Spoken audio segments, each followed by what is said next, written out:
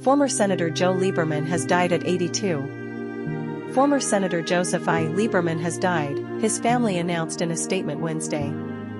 He was 82. Lieberman died Wednesday afternoon in New York with his wife, Hadassah, and other loved ones at his side after he suffered complications from a fall, his family said in the statement.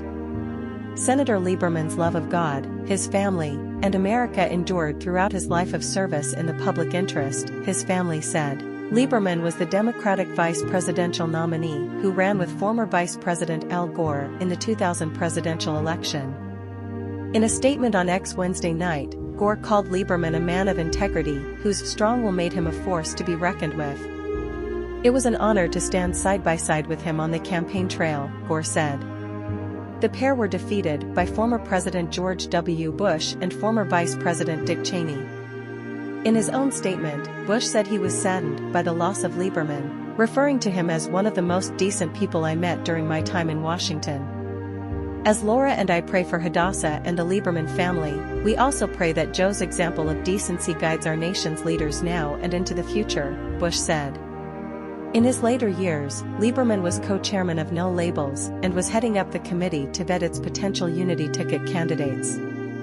A hefty share of the group's leadership and key staff members had left over the last year. Lieberman was effectively the group's top spokesperson through its effort this past year to field a third-party ticket. In a statement, No Labels, which encourages cooperation across the aisle, referred to Lieberman as the moral center of its movement and called his death a profound loss for all of us.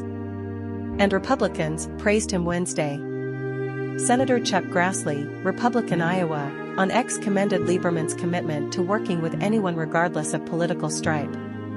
Lieberman's passing was also mourned by lawmakers in his state, including Democratic Governor Ned Lamont, who in a statement Wednesday cited political differences with Lieberman but referred to him as a man of integrity and conviction.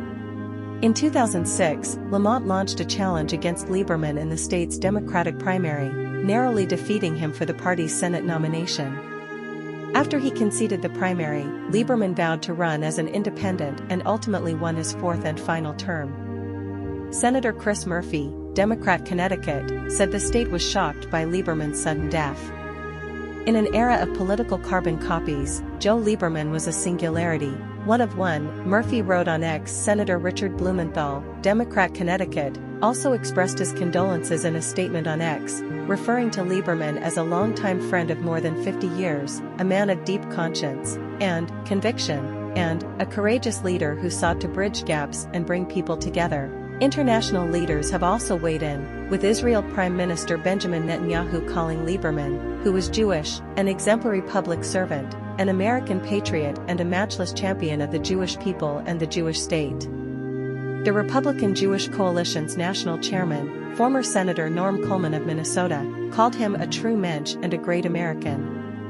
Lieberman's funeral will be Friday at Congregation Agudath Shalom in his hometown, Stamford, Connecticut, his family said.